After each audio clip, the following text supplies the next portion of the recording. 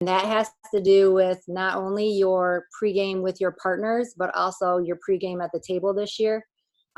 Needs to have a little more time and thought put into it, because you only have so much time over at the table. And let's just face it, depending on the level that you're working, the table's not always the same. So I think it's good if you have a prepared pregame for the table. So Chad was going to handle that part of it. So I'm just going to go through my part of it. And then if he doesn't end up on the call, which I'm sure he will, then I can just handle that part of it too. I've done it enough with the games that I've had, so I'm not really worried about it. Or somebody else can do it, because it's something I think everyone's been doing so far. Okay. Sound good? Sounds great. Perfect. So what is a pregame, right? So it's previous to, before. If you Google it, it'll say basically it's a time where you drink and have fun before a game, which isn't necessarily what we get to do, depending on what we're drinking, but you could pretty much think that that is what we're doing. I mean, you can be drinking in your pregame, water, Gatorade, whatever you're drinking, but it really is a time at that point to get on the same page with your partners. But I also think pregame starts way before your game day. It really starts the day your one game ends, and then when you go into another game, because there is so much that goes into a pregame. In my mind, it does. And I think if you're not thinking pregame before, a half hour before your game, I think it's time to change your mindset, because pregaming is getting ready for your game. And there's a lot that's to be done even before you walk in a facility. So I'm thinking your pregame starts about 48 hours before your game. Obviously, it starts with confirming with your partners. I would just say that you should know your league's policy when you are to contact your partners. And if you're to call them or to text them or email them, and then if you have to email your commissioner or your coordinator, your assigner, just know what you need to do. Do everything you can do that you can control. And don't let your assigner be like, yeah, I really like Nicole, but she never confirms with me, or she doesn't follow through after the game and send me the score, or if something happened type of thing. So know your league rules for sure. Definitely you should be researching information in regards to the two teams that you have. So it's always great when you're on the phone with one of your fellow officials, start talking about the games that you have during the season. They'll be like, oh yeah, I have Connecticut and Tennessee too. And Rachel will be like, yeah, me too. I have Connecticut against Oregon. And I'll be like, oh my God, awesome. So depending on when you have those games, it's always good to talk to people to get the feel of what the team was like, how the players were, kind of what offenses they were running, how the coaches were, the staff, things of that nature is always good things to go over. You should always know if it's a conference game, if it's a rivalry game, if it has to do with some type of tournament status, if they win, if they lose, if they're going to be seeded. Those are all very, very important aspects of each game for coaches, because obviously, depending on what level you work, they are coaching because they win. And if they're not going to win, they're probably not going to be coaching. So it's very important that you know what's at stake of the game. So first call out of the chute, the coach goes nuts. It's probably because maybe their job's on the line. Who knows? But those are the type of things that you need to be aware of.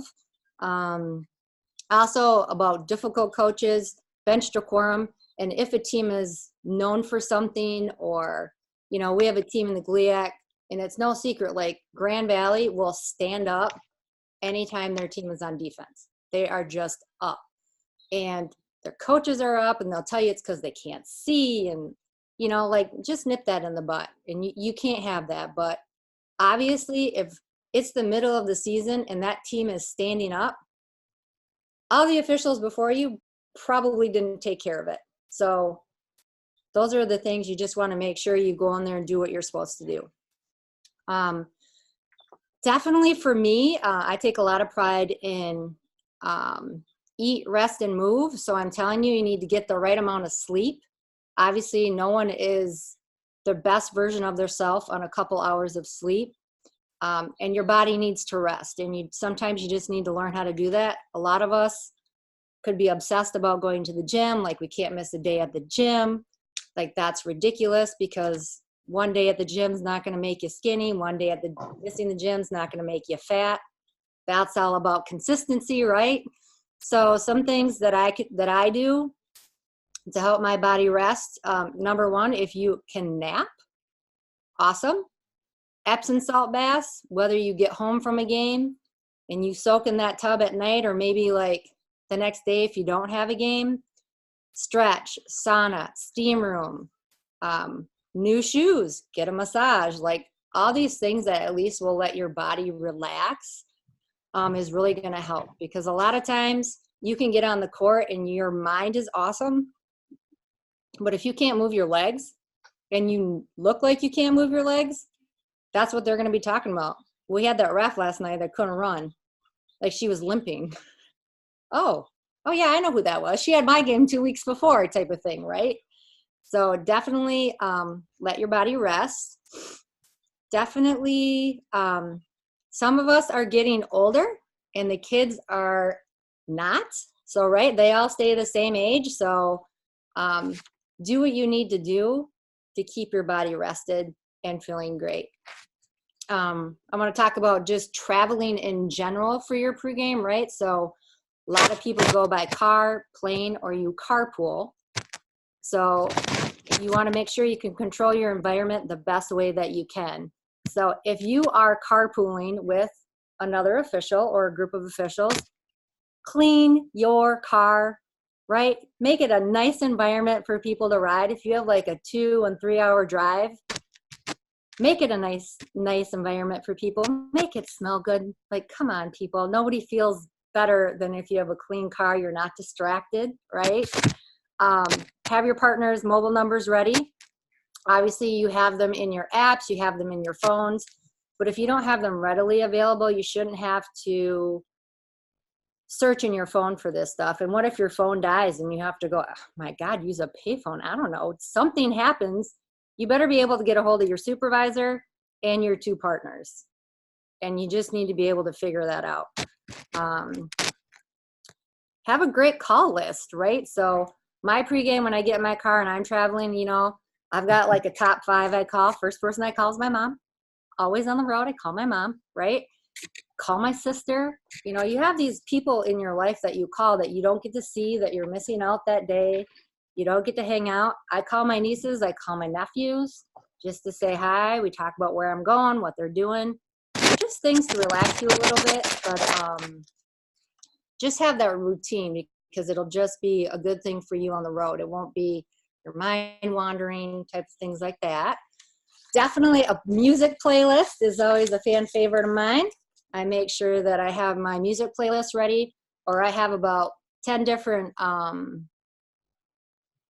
podcasts that I like to listen to as well. So those are some things that just kind of keep me relaxed, and so I'm not have a lot of, you know, depending on what game I have, a little bit of anxiety or not, I don't know. Know the city you're traveling to. There could be campus events, homecoming. You know, our games right now are kind of early, but football's still going on, so that can be difficult. No joke, one time I went to a game in the holiday season, and we got on the tail end of the parade, the Christmas parade. So we rolled down our windows and beeped our horns and waved to everybody, but we literally were like the first car at the end of the parade. It was awesome, but it took forever, and none of us knew that, and it would have been good to have known. So I don't know how you figure that out, but just kind of remember that kind of stuff. It happens. Carpooling etiquette. You know, some people will tell you about this stuff, some people won't. So, you know, when you confirm, if you feel like you want to ride with somebody or travel with somebody, then offer it. Provide a place and a time to meet, and make sure it's convenient for everyone. I mean, not everybody likes to travel together, but there are some people that do. And especially if it's a new official, I think that's always a good time. I'm gonna have to plug my computer in here. it's a good time to get to know some officials, or if you're mentoring somebody, like in the car could be some really valuable time to hang out and get to know somebody. So it's okay to carpool with people. And then there's other times where you're just not feeling it and you need some time for yourself. I respect that. And a lot of people do too. I think until you realize if you do travel a lot for basketball and you are with yourself, I think some other people travel a lot together. And sometimes people take it personally. So I always make sure to tell my partners, like, I'll meet you there because of this reason. So I never have them wondering, like, oh, maybe she doesn't want to ride with me.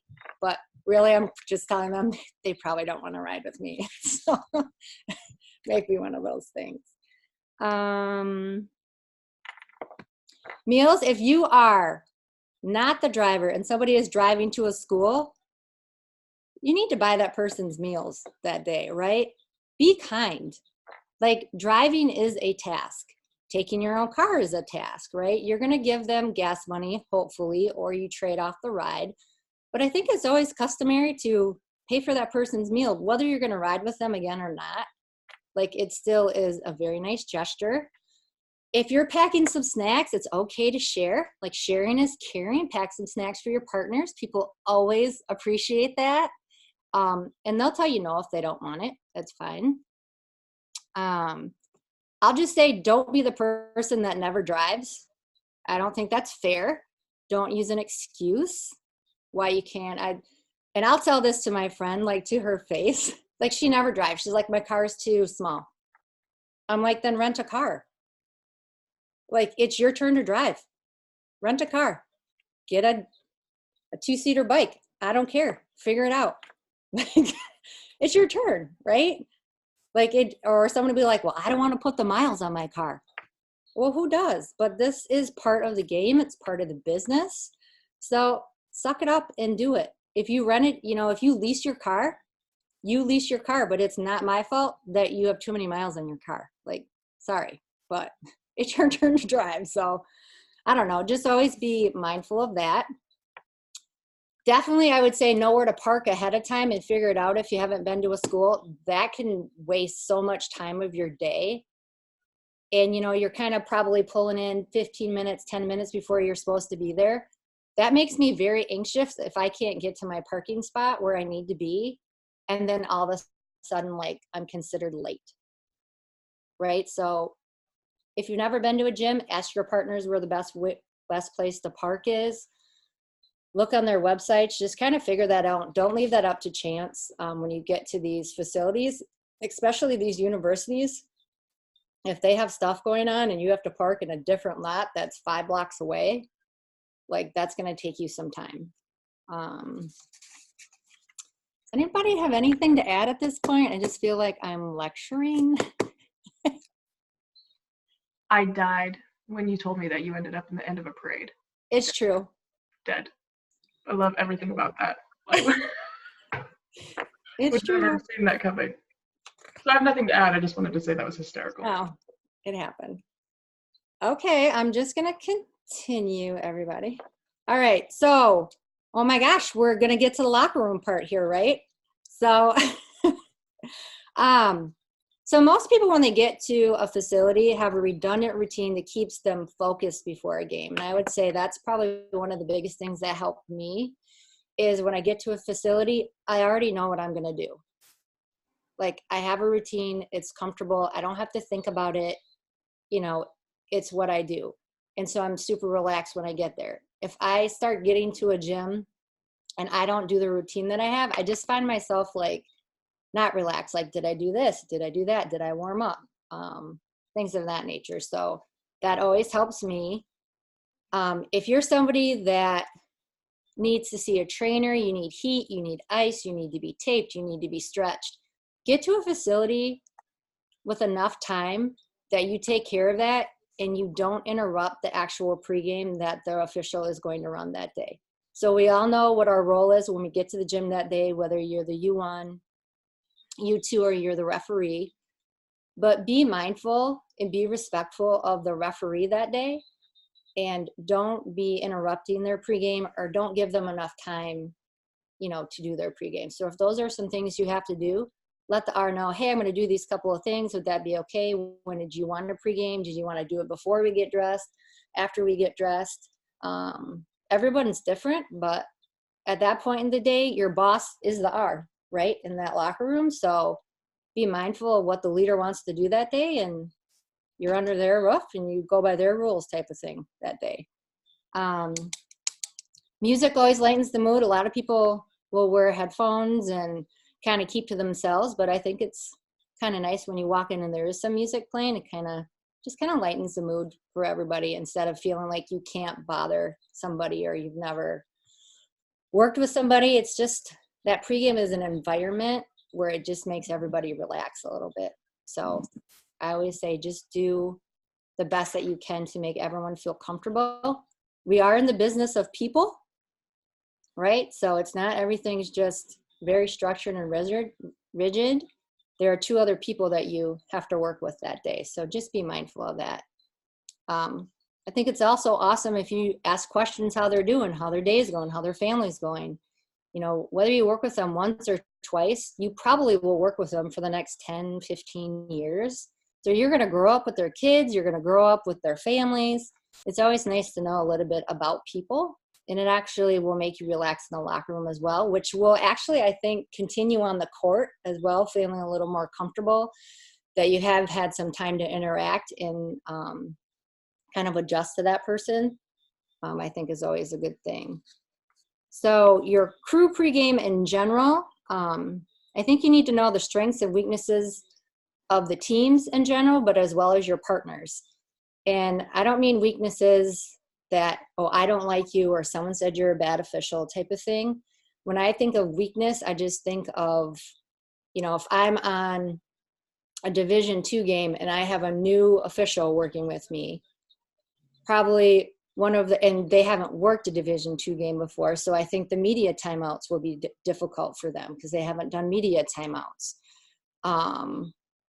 Just being the new person on the court is difficult if you're the rookie, things of that nature. So know who your crew is and just realize what they bring. I shouldn't say weaknesses, what they bring to the team, what they bring to the crew. And you want to build on those strengths, how we can each make each other better. I think if you have a written pregame, if you bring a copy for your partners, I think that's great. It kind of gives them a shareable resource to use. And sometimes not everybody has a pregame, or they don't know how to put together a pregame. There's a lot of pregames out there that you can share. And I'm almost done with my pregame, and I'm going to share that with the group. And my pregame's pretty long. I've kept it since I've been reffing, and I just keep adding and changing things to it. And literally that pregame just gets me focused, and I just pick out things in that pregame that I want to cover that day, right? So obviously everyone's pregame is going to have the shot clock, new rules of the shot clock in it, right? I think about after the 3rd game this season, we won't even be speaking really about the shot clock. That's not going to be something we're going to have to spend a lot of time on once everybody gets a couple games under their belt. So I'm not sure that's something I'm going to spend a lot of time on, depending on who my crew is and how many games they've had, unless we just say, have you had any weird situations with the shot clock? At some point in time, it's just second nature, and there are probably some other things we could probably discuss or highlight, I would think. I would say make your pregame, once you're done going through your pregame, make it a group discussion. I think videos are awesome to have during your pregame. And to talk about plays, I think that is very helpful. So those of you that can clip plays or send plays to people, and they can use it as a focus point or discussion in the locker room is very, very helpful. At halftime, the pregame still goes, right? So we're going to discuss the highs, the lows, and the plays of interest at halftime. Maybe you disagreed with a call your partner had, or maybe it was just more where it came out of your primary. You have to be able to have some tact and some kindness and some respectfulness when you are approaching your partners, of course. But there's no sense in having an attitude. There's no sense in getting mad. There's no sense of not liking somebody at halftime because you have a lot of minutes to work. I worked with my sister the other day, and we were at a timeout, and she did not like the illegal screen I called. And I was like, that was a great call. And she's like, but it was so far away. And I was like, no, it wasn't. And I was like, got an attitude with her. And I looked at her and I'm like, I'm sorry. Like, that's rude. You felt a certain way. Like, I just had to take a step back and be like, okay, you're not my sister right now. You're my partner. I need to respect that. And yeah, I came from a long way away. Now, was it illegal? Absolutely. Should she have had it? Yes. But she didn't. And I felt like I was helping her out. But you have to be able to talk to your partners on the court, right? I had a play the other day where the secondary defender, I was lead, and the secondary defender got train wrecked over, right? We had a double whistle from the center, and he just blasted. He just took it. And we were talking, and I said, hey, I just want to let you know the only reason I had a foul was because that secondary defender is my call, right? And he's like, yeah, I know, but it opened up to me, and I'm always going to take that. I'm old school. And I said, I respect that. That's fine. But just know I'm always going to have a double whistle with you because that's my job. But I'm always going to have it, and I'm always going to bring it up to you just so you know, like that's what should be called there. So it's just like good discussions on the court, I think, are really good to have. I would say keep your energy, keep your vibe, and keep your environment positive, right? You could go down the shitter on one call, and you need to recognize if one of your partners does that, and you got to bring them back.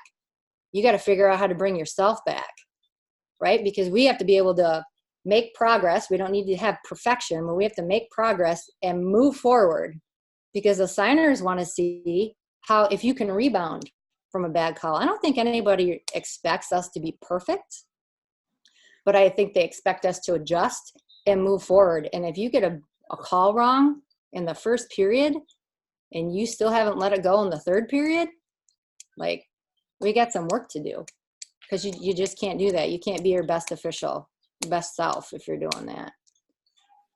And I think your post game is just as important. You can discuss plays depending on what leagues you work. If you have DV Sports, if you can bring up plays right away, if you can do that when you're there. Always good to still email those plays and keep the discussion going. I'd follow up with clips and continue the discussion. And then if you're on any type of study group, such as the one we're on right here, I have a couple other ones that I'm with. If you could share those clips, make sure you get permission from your crew. But just ask to share those clips to make sure that everybody can get better together, really, is what it comes down to. And I would think most officials would do that. So, and then all of a sudden you're like back in the car again, driving. So you got your playlist, you got your people you need to call again, right? You got plays you need to discuss. You got to call some more people. Just, keep it fun, keep your energy up. And have fun, because this is a long season and it's a long career, and we just have to find the positive in everything that we do there. So that is it. So Chad is not going to be joining us tonight. He has a game. Oh, perfect. So let's open it up for a little bit of discussion on the pregame itself. So does anybody have thoughts on what Nicole has brought to the table so far? I think it's great that you defined pregame as when you normally go out and drink before a game. Because if you want to take that a step further, as officials, we all kind of laugh about how intense some of our colleagues are. And until you get to a certain level, you might call it drinking the Kool-Aid. But, if we drink the Kool-Aid before a game, we might actually have the confidence to know the things we're supposed to be calling and having our mindset. And I know a lot of officials who feel like it's almost redundant and obnoxious to go through each of those, whatever your pregame is. Somebody sent me a pregame the other day. It was 9 pages. That might be a bit much. But, getting our minds in that mindset and just reminding ourselves, okay, 2 hands, 30 seconds, whatever the case may be. I mean, yeah, drink the Kool-Aid. So I thought that was a great analogy. Liked it.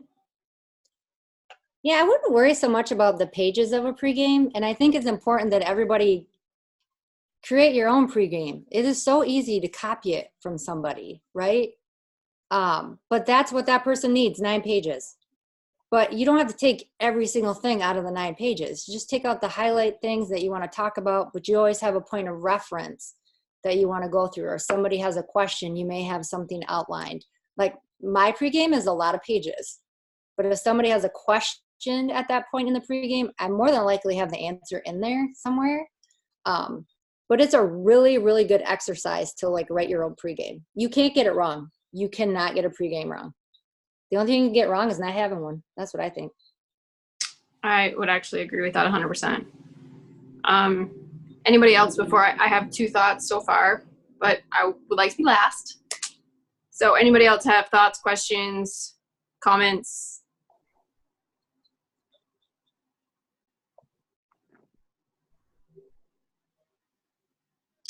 Okay, no. No, all right. My 2 thoughts. So we were actually at a game on Saturday, and it was the first time that this particular official had been assigned an R position, and 2 veteran officials with them. So the practice of our pregame was to help develop his pregame.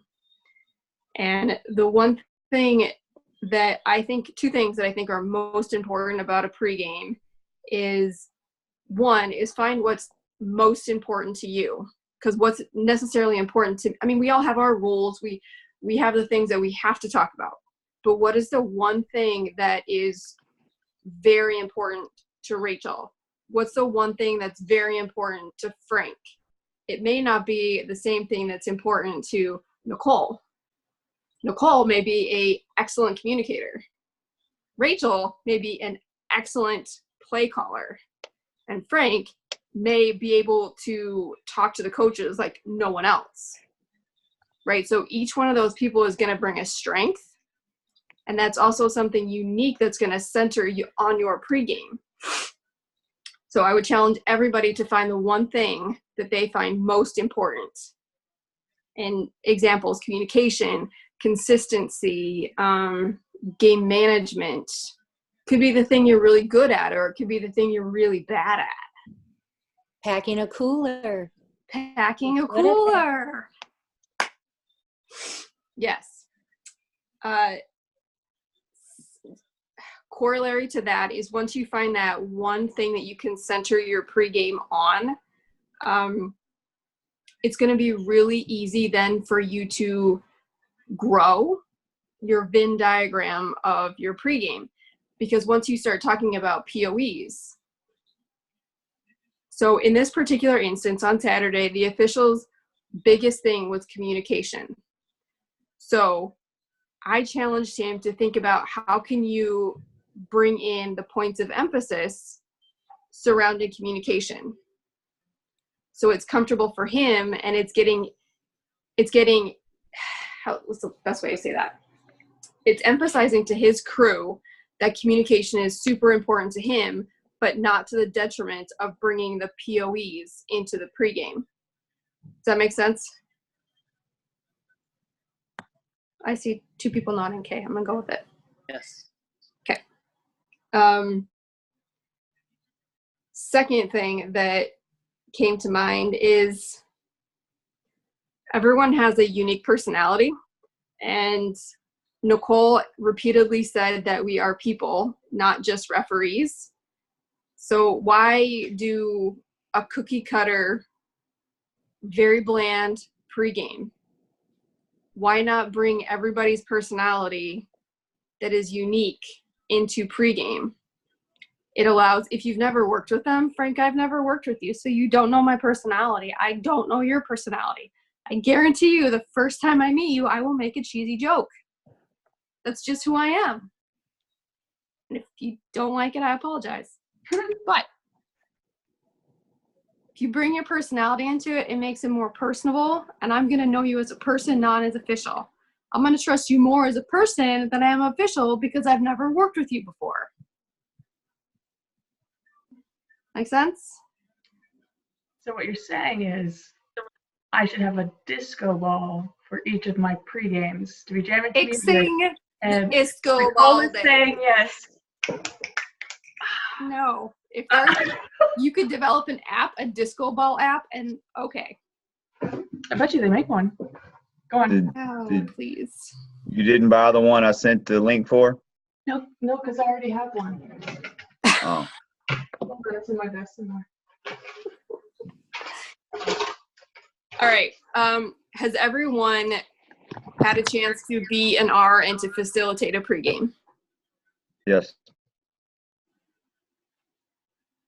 Yes. Yes. Okay. All right. No. Does that? No. Who said no? Kevin. Oh, stop it. Quit it. Stop it. So if you haven't had the opportunity to do a pregame, I would challenge you to write it out, as Nicole has mentioned. Center it on what you think is most important, and then even if it's 11 pages, because you can always narrow it down, write it down, phone a friend, and try it out. If you have an R that you work with a lot or you have a good relationship with, ask if you could run the pregame. Run it past them, get the thoughts, see how it feels.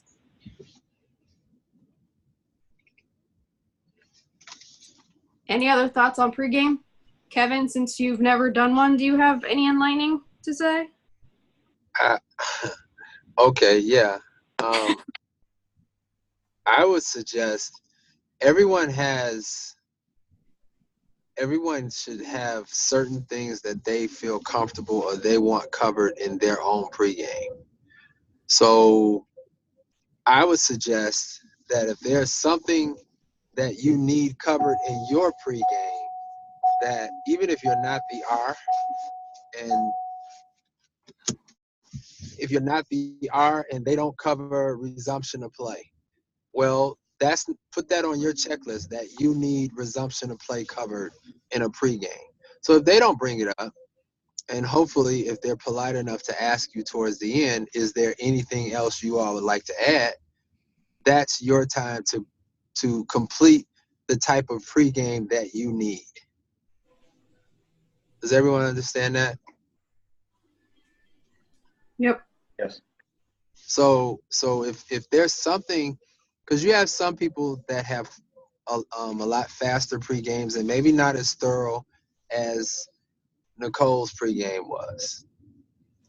So, but you have some people who just don't cover a lot that you may need them to cover. So just make sure that you're comfortable going on the court, knowing that everything that you feel comfortable with or everything that you've experienced or whatever is covered. And that's one way for everyone to have the type of pregame that they need. That's what I do. So if there's something that my partner doesn't cover, then and then I'm asked to chime in, I'll just say, okay, well, resumption of play. Let's remember, if we try to get them out there to play, let's remember also that we have to talk to the table and or even with these new rules, let's make sure there's not a camera behind the backboard. Just those things. That's all. Any other comments, questions, situations?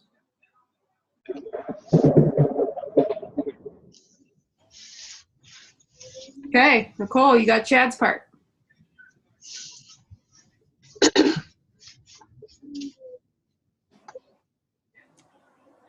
You're mute, Nicole.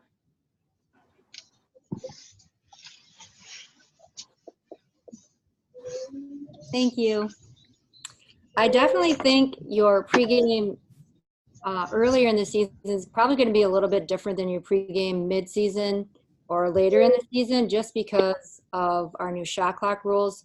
And also not to forget some of the rules that the clock operator has to know, especially with the multiple free throws and our substitutes at the table. I think sometimes you get super wrapped up in that shot clock, and then we're in the game and the clock operator has no idea about the multiple free throws. So make sure that we're not only educating the shot clock operator, but also the clock operator. I would suggest early in the season right now that you take your entire crew over to the table and take some time with the shot clock operator. I found that asking the question, ask them what they know. Ask them if they work the shot clock, and they're going to say, yeah, I did it last year. Well, the shot clock's a little bit different this year, so God bless them for working last year, but we need them to have worked this year, right? So ask them if they've worked this year, and they're going to say yes or no. And then ask them what they know. Ask them what they understand. And let them talk. Listen to what they know. So then when you respond, you can help them fix what they don't know. Because I've seen officials let a shot clock operator get two sentences out, and then they just interrupt them and they don't even really know what's going on. So give them time to let them tell you what they know. I think it's also, there's a reference that you can bring to the table, a written table crew pregame that is on the NCAA website. You could bring that. If you do work some lower levels, you could also email that to the AD and say, hey, I think this would be very helpful for your table crew. If you don't have this already, you might want to share this with them. So we're able to provide those references to those smaller schools, I think, is very important. I think it's also important for you to understand how their shot clock works. So some of these schools have a shot clock paddle that has 2 buttons. And then there's some of them that only have 1 button, right? And so depending on how their shot clock works, you want to be able to understand what the lag time is going to be. So when it isn't reset, when you want it reset right away, you know why. I think that will help your anxiety because you feel like you're going to get the shot clock wrong.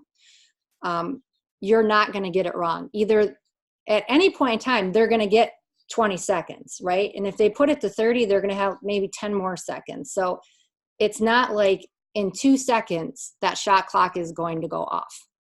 It's not. So be patient. The shot clock, the table, they're just as nervous as we are sometimes. And just like we have to pay attention to every play that's out there, they do as well. But look where they sit.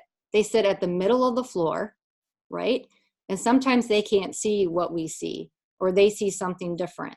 So just be patient and know how that shot clock works. And then if you have to kill the whistle, kill it, go over and talk to the table if you need to teach them something real quick, or just have them reset that, it's fine. Be able to do that math on the fly. But you should have a rapport at that table that you just let them know when we're just telling you what the numbers is, just put it up there, right? But you have to be able to do that in a way where you're not barking at a table, because that is seen by the coaches, that is seen by the players, that is seen by the fans, right? And that's also your court demeanor. So just be aware of how you are instituting that type of, I guess, behavior on the court, I'll call it. And then also just be aware, we could get into December right now, and then they're going to have like this Christmas tournament, or all the students are gone home and they're shocked. They have 1 shot clock operator and they went home for Christmas, and they literally took somebody out of the stands and put them on the shot clock today because they go to all the games and they can do this. Like, they're going to be really good at it.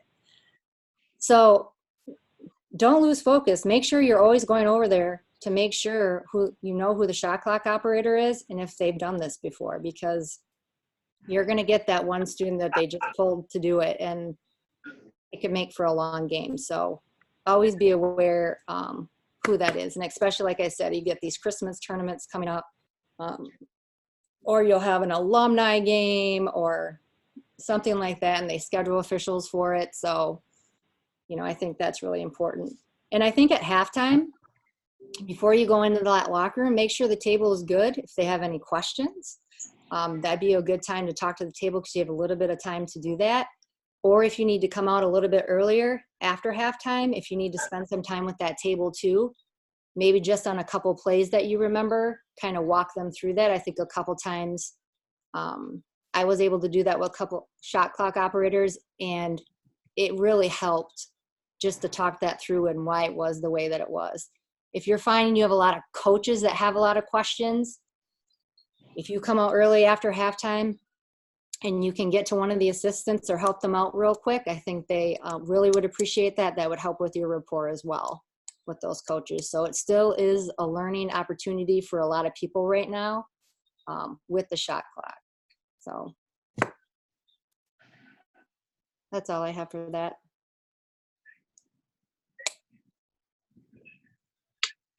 Anyone else had conversations with tables, shot clocks so far this year that have been challenging or have been really good? Because there are really great people out there and they need to be recognized as well. Man, they're doing a great job. I thought it was going to be awful. It's been pretty good. Yeah. Same. Hey, real quick, did you guys get the memo that there has to be, they have to have 2 buttons on the shot clock remote, or it's an administrative technical foul? No. John sent that out a couple of weeks ago, but they have to have 2 buttons on there, or it's a administrative technical foul. I'll find out where it is. We got a memo about it about 2, maybe 2.5, 3 weeks ago. Right after the last clinic is when we got it. I just went to a meeting, and that's probably absolutely 100% like at the Division I level. We just had like a junior college meeting on Sunday, and our supervisor told us just hold off until he talks to the schools and to see how that's going to work. Because they don't even have, there are some schools that can't do it, and then there are other schools that can, but they don't have that right paddle.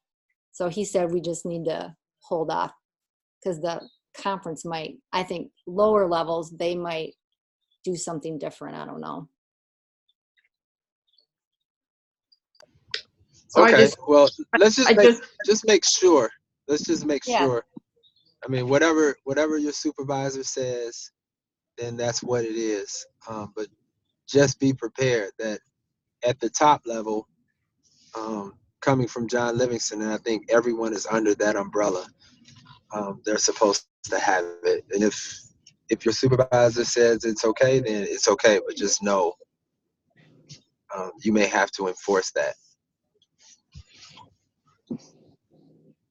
So it's an Ask John question that was sent out on 10/17. If anyone wanted to look it up.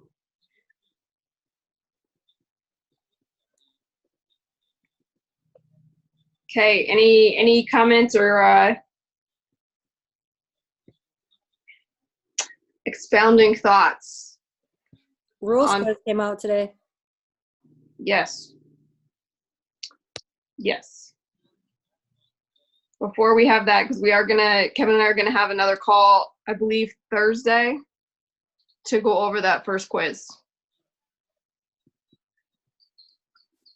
So anything more on pregame, table conversation, partner communication, travel?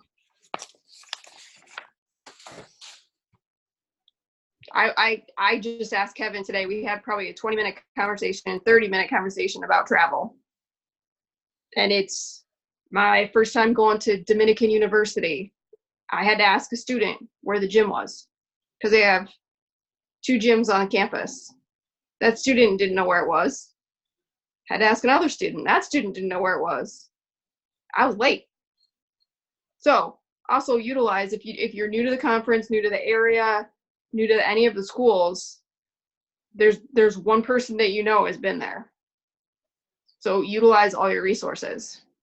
So let me ask, were you DR? No, Did you ask either one of your partners before? I did. And I They was did not. told the wrong location, unfortunately. And for whatever reason, once they got to the right location, I didn't get a phone call. So, Good partners. Well, Or that good sucks. partnering, I'll say. But Because I would say, as an example, I had a scrimmage last Tuesday, and I know gentleman that I worked with. I asked him, I said, have you been to the school before? He said no. I took pictures of the building because the campus isn't really a campus. It's located in our downtown area here in Louisville. So I took a picture of the building, where to park diagonally across the street, and I gave him a rundown, and it worked out pretty smooth for him. that's a great partner. That's a great partner. I want to work with you. I'm thinking of like what you went through. How many schools have I gone to and not know where the gym is, and I'm wasting anywhere from 15 to 20 minutes finding the gym, parking, and rushing to get in. Mm-hmm. And that's, I think, that can be a if you have a mentor or a friend, just take a glance at your schedule or their schedule. Hey, the Dominican has 2 campuses. Make sure you go 8 blocks west. Or Concordia, there's 2 parking lots. Go into the parking garage so you only have to walk in the snow for 2 minutes. Things like that. And coming up, there's a lot of schools that I have never been to, and it's going to be hard. But I trust in the people that I know that are going to help me.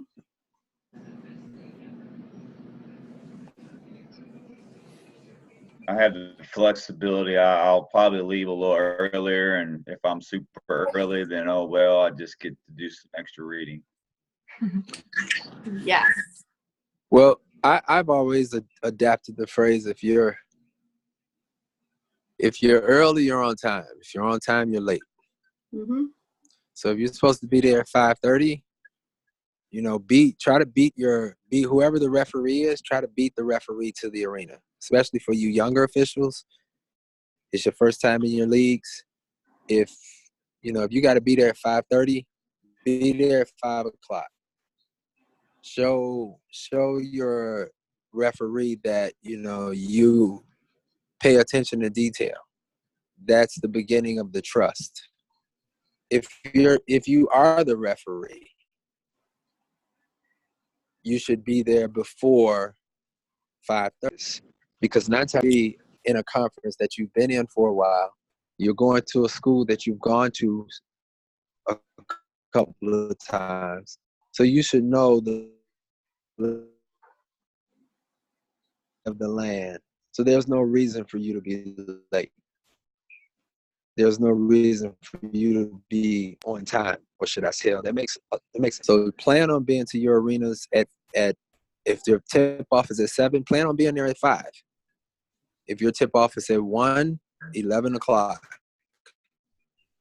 I mean, if you guys don't know how to pack a cooler for getting there early, I think Nicole is giving a tutorial on that on the 3rd Saturday. She will teach you how to pack a phenomenal cooler. Is that right? What do you know about my cooler?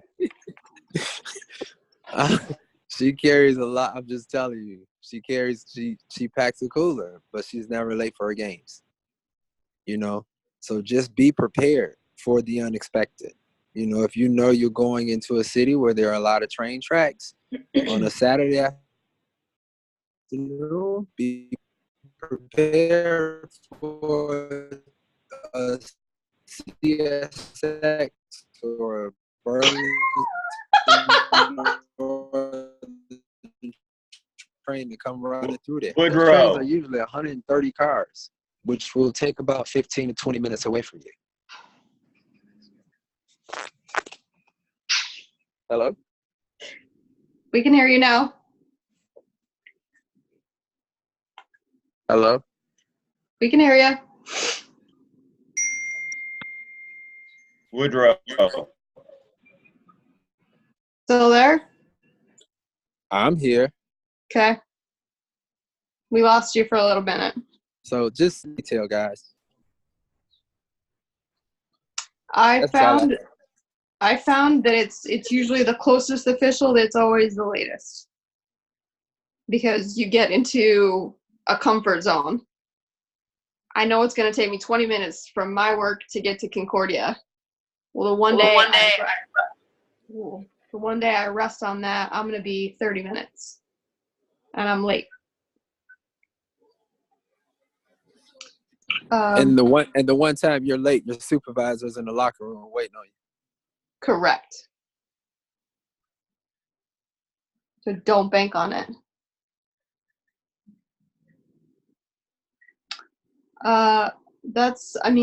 Anyone else have anything else they want to add?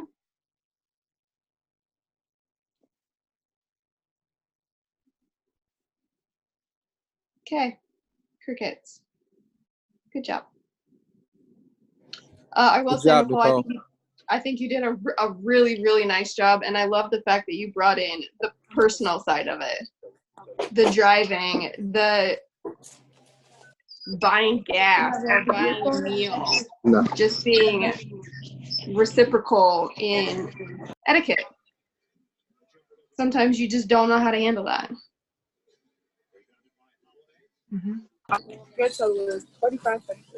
Okay.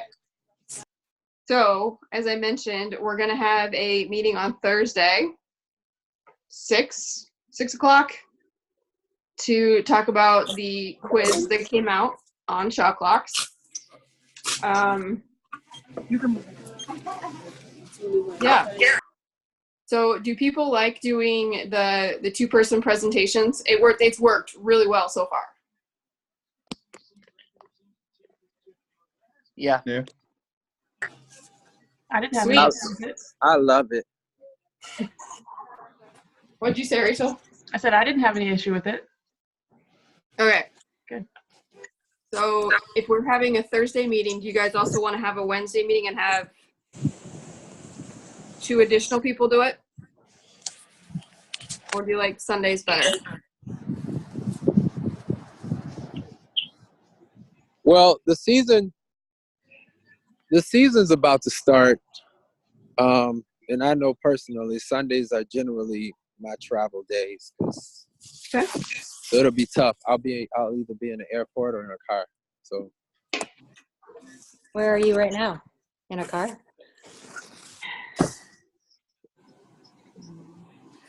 I'm in a car right now. Right. All right, so let's plan on having our regular meeting at 7 o'clock on Wednesday. And Stacy, are you there?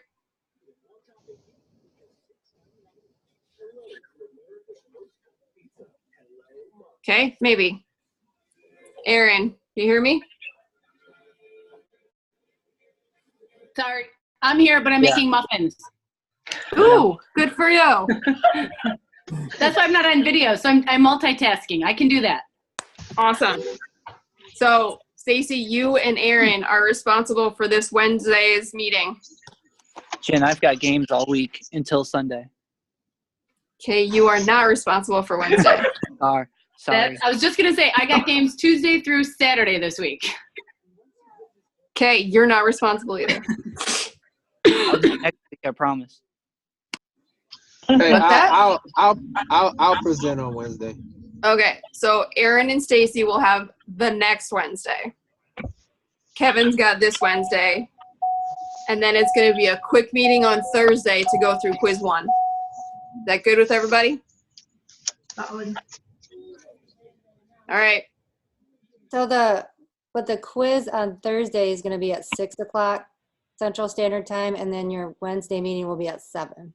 Yes. Okay. Correct. Good. Okay. Who wants to send us off with a positive vibe? I will. Go for it. All right, guys, the season is here, and it's it's a very exciting time because all the preparation that we've been doing mentally, physically, getting our stuff in order so that we can travel the way we do, our jobs. But in all of that, remember to take care of yourself. Remember to take an hour for yourself every day. Take some time to get your thoughts together, to take care of you, however it is. If you work out, if you run, if you sleep, if you meditate, whatever you have to do, 1 hour a day has to be only about you. Because if you're not the best you, then you can't service the game or even service or help anyone else along the way. So that's my advice, and I need to take it as much as I give it. But just take care of yourselves. It's exciting for us. We're anxious, we're nervous. Some of us are in new conferences. So just make sure you take care of yourself. And if you're in good shape, then everything that you need to take care of will be in good shape as well. That's all I got. All right, then. That's all we got for tonight. Thank you, everybody. Thanks, Nicole. You did a great job. Thanks, Yeah, Nicole. thanks, Nicole. Good job. Yeah. See you guys Wednesday. Thanks,